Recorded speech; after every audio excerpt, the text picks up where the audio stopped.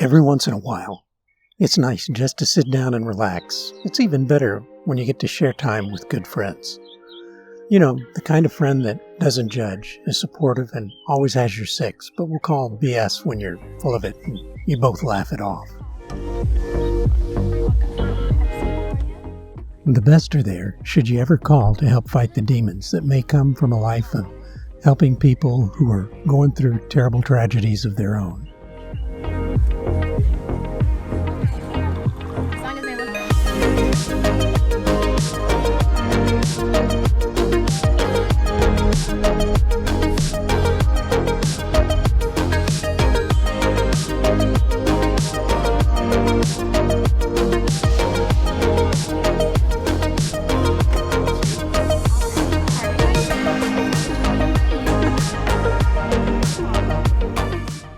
Chuck is just such a friend. You see, there's a brotherhood among first responders. Kind of an unspoken code, maybe because you've spent so much of your lives helping others, protecting those who couldn't, or didn't have the resources or skills to aid and protect themselves.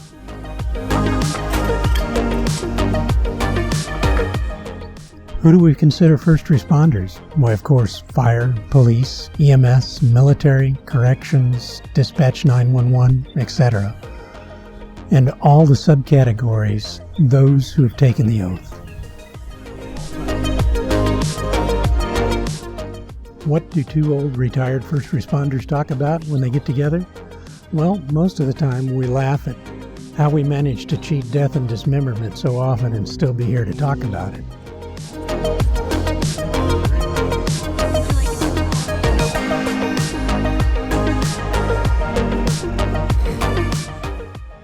Do we reminisce about the bad things that have happened? Rarely. Mostly that's where the demons can hide. Most of us just shrug and remember something hilarious that happened and are still surprised that whoever was involved made it to retirement.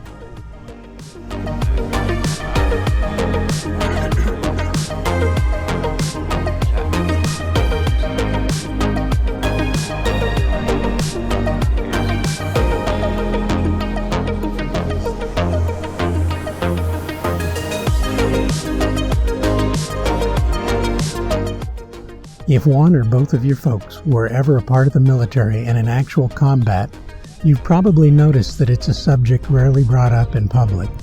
Most folks just can't get their heads around what it's like.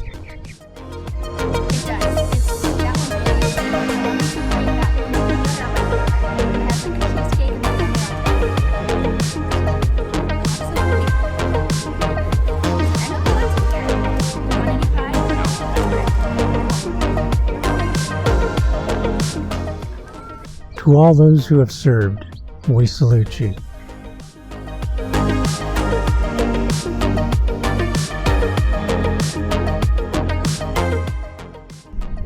On a lighter note, it's laundry day. Oh boy. My turn to load up the truck this afternoon and drive into Tempe, where Jim, my father-in-law, is offered to help and a nice dinner at his neighborhood restaurant. He says that there'll be actually live music.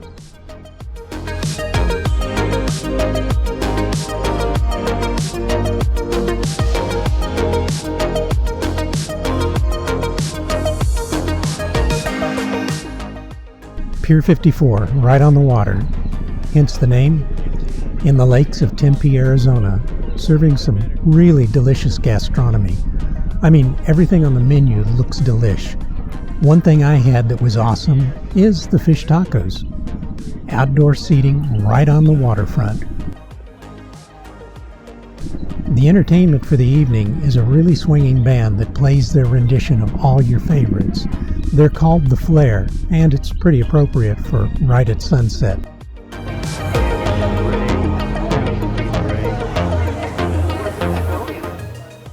The food and drinks went down easily while we just talked, mostly about RVing and our plans for the future, trips we wanted to take and adventures yet to come.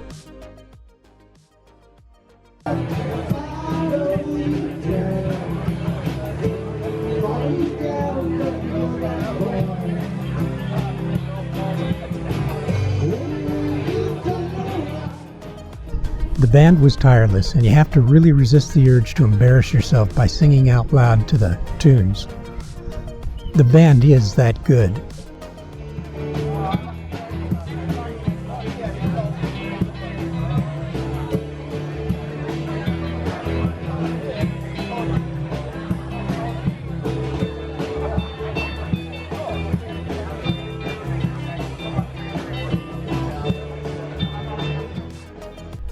As the evening progressed, there were a few whose liquid courage began to show in sporadic sing-alongs, as well as some couples showing off their footwork on the dance floor.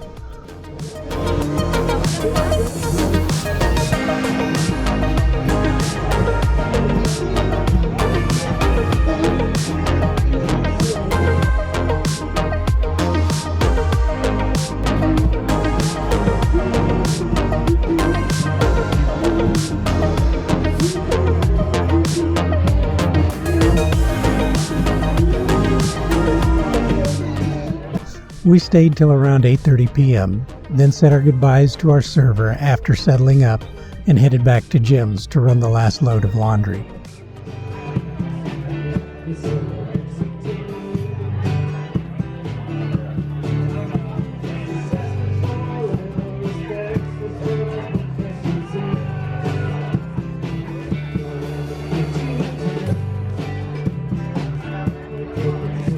I was able to make it back to the RV with a still warm plate of shrimp tacos for Shelly.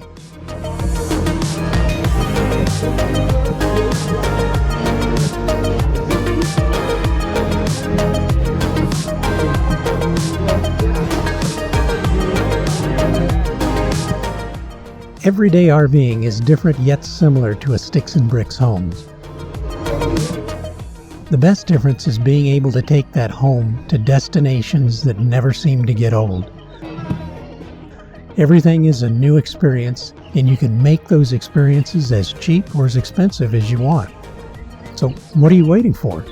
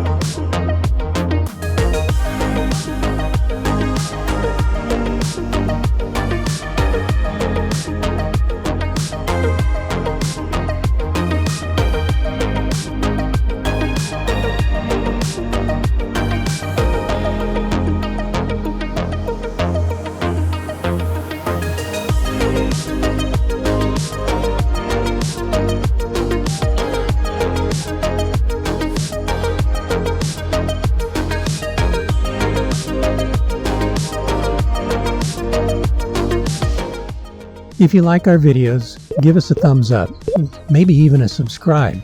Don't forget to click on the little notification symbol, that bell, and share all the videos with your friends. And comment about your plans and experiences below. For what it's worth, any goods and/or services depicted in this video that we may comment on are solely our opinions. We have not accepted nor do we seek any compensation for our opinions or mentions in this video. Check out our Facebook and Instagram as well. So glad you're here. Remember, next week something really big. Can't wait to share it with you. Travel safe.